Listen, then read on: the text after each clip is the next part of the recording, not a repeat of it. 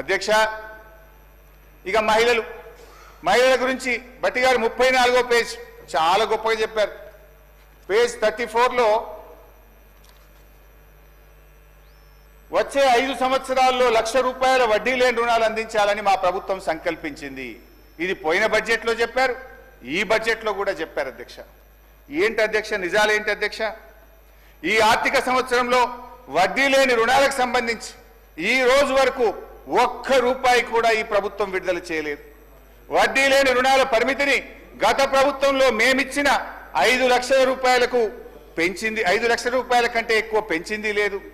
ఇదే శాసనసభలో గత శాసనసభలో మేము అడిగిన ప్రశ్నకు సమాధానంగా ₹5,00,000 వరకు మాత్రమే వడ్డీ లేని రుణం వర్తిస్తుందని ఇది అసెంబ్లీ ఆన్సర్. అధ్యక్ష, ఇదే అసెంబ్లీలో నేను అడిగిన ప్రశ్నకే మీరు మహిళలు తీసుకున్న మొత్తం రుణాలకు వడ్డీ లేని రుణం ఇస్తారా, ఏ రకమైన పద్ధతుల్లో మీరు మహిళలకు వడ్డీ లేని రుణం అందిస్తారు అంటే ఆనాటి బీఆర్ఎస్ ప్రభుత్వం ఇచ్చిన జీవో 15కు అనుగుణంగా జీవో 27 12/3/2015లో బీఆర్ఎస్ ప్రభుత్వం ఇచ్చిన జీవో ప్రకారమే ₹5,00,000 వరకు మాత్రమే వడ్డీ లేని రుణం వర్తిస్తుందో అని ఇదే అసెంబ్లీలో చెప్పారు.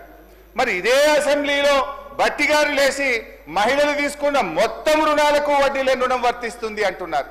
అంటే మహిళా మంత్రి సీతక్క గారు చెప్పింది నిజమా, ఆర్థిక మంత్రి భట్టి గారు చెప్పింది నిజమా? ఎంతకాలం మహిళలు ఈ రకంగా మోసం చేస్తారు?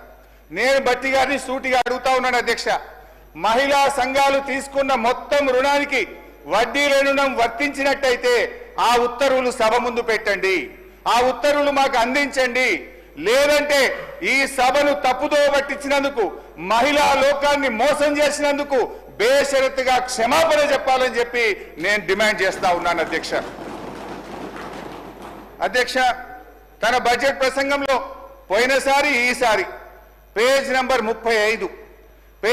35లో స్కూల్ యూనిఫామ్లు కుట్టినటువంటి మహిళా సంఘాలకు కుట్టు ఛార్జీల కింద 50 నుంచి ₹75 పెంచాం, ₹75 మహిళా సంఘాలకు అందించామని చెప్పి బడ్జెట్ ప్రసంగంలో పోయినసారి చెప్పారు, ఈసారి కూడా చెప్పారు. అధ్యక్ష, నేను భట్టి గారిని అడుగుతా ఉన్నా, ఈ రాష్ట్రంలో ఏ ఒక్క గ్రామంలోనైనా ఏ ఒక్క మహిళా సంఘానికైనా ₹75 కుట్టుకూలి అందించుంటే ఆ మహిళా సంఘం పేరు చెప్పండి, ఆ గ్రామం పేరు చెప్పండి, లేదా క్షమాపణ చెప్పండి అని చెప్పి నేను కోరుతా ఉన్నాను. అధ్యక్ష.